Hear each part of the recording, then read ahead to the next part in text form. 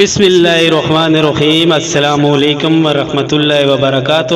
Baghdad کے مشہور شراب خانے کے دروازے پر دستک ہوئی۔ شراب خانے کے مالک نے نشے میں دھت ننگے پاؤں لڑکھڑاتے ہوئے دروازہ کھولا تو اس کے سامنے سادہ لباس میں ایک پروکار شخص کھڑا تھا۔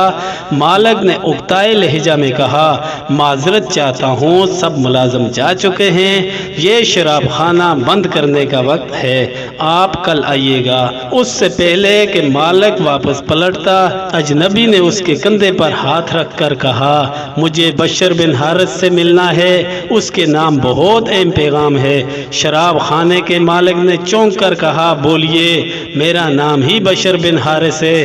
اجنبی نے بڑی حیرت سے سر سے لے کر پاؤں تک سامنے لڑکھڑاتے ہوئے شخص کو دیکھا اور بولا، کیا آپ ہی بشر بن حارث ہیں؟ مالک نے اکتائے ہوئے لہجے میں کہا، کیوں کوئی شک ہے؟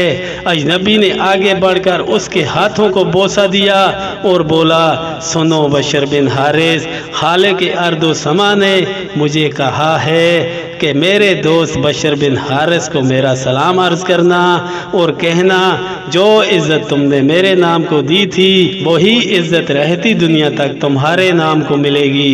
اتنا سننا تھا کہ بشر بن حارث کی نگاہوں میں وہ منظر گھوم گیا جب ایک دن حسب معمول وہ نشے میں دھت چلا جا رہا تھا۔ اس کی نظر گندگی کے ڈھیر پر پڑے ایک کاغذ پر پڑی جس پر اسم اللہ لکھا تھا۔ بشر نے کاغذ کو بڑے احترام سے چوما، صاف کر کے خوشبو لگائی اور پاک جگہ رکھ دیا اور کہا، ایک مالک عرش عظیم، یہ جگہ تو بشر کا مقام ہے، تمہارا نہیں۔ بس یہی ادا بشر بن حارث کو بشر حافی رحمت اللہ علیہ بنا گئی۔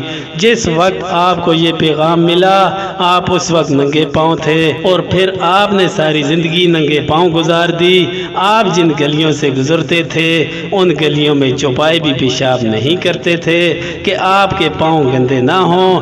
وہی بشر حافی رحمت اللہ علیہ جس کے متعلق اپنے وقت کے امام احمد بن حنبل رحمت اللہ علیہ فرمایا کرتے تھے، لوگو، جس اللہ کو احمد بن حنبل رحمت اللہ علیہ مانتا ہے، بشر حافی رحمت اللہ علیہ اسے پہچانتا ہے۔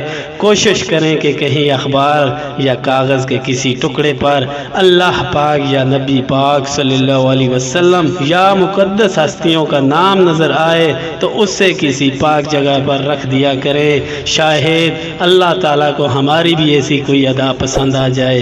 اللہ تعالیٰ سے دعا ہے اللہ تعالیٰ ہمیں بھی ایمان والی زندگی اور ایمان والی موت نصیب عطا فرمائیں، آمین ثم آمین۔